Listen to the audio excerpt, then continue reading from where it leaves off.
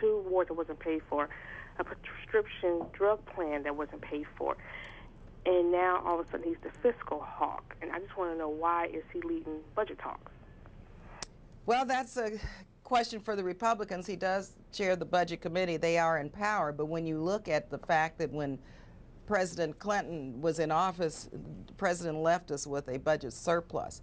These deficits were not created under President Obama. They were created under a Republican administration, under former President George Bush's administration. You had the Iraq War, you had Afghanistan, you had the huge Bush tax cuts for the very wealthy. Wall Street was all but deregulated, and you had the huge subsidies for the oil companies.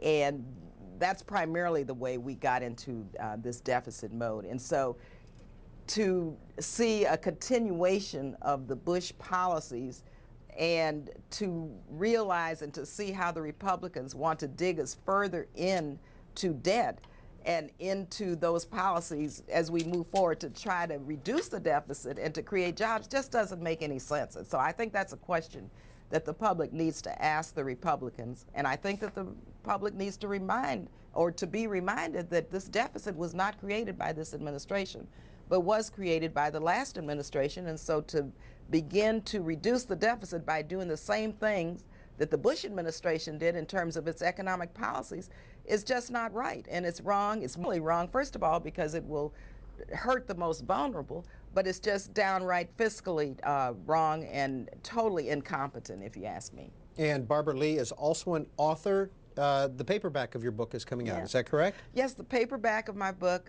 Renegade for Peace and Justice, came out, I believe it was in January.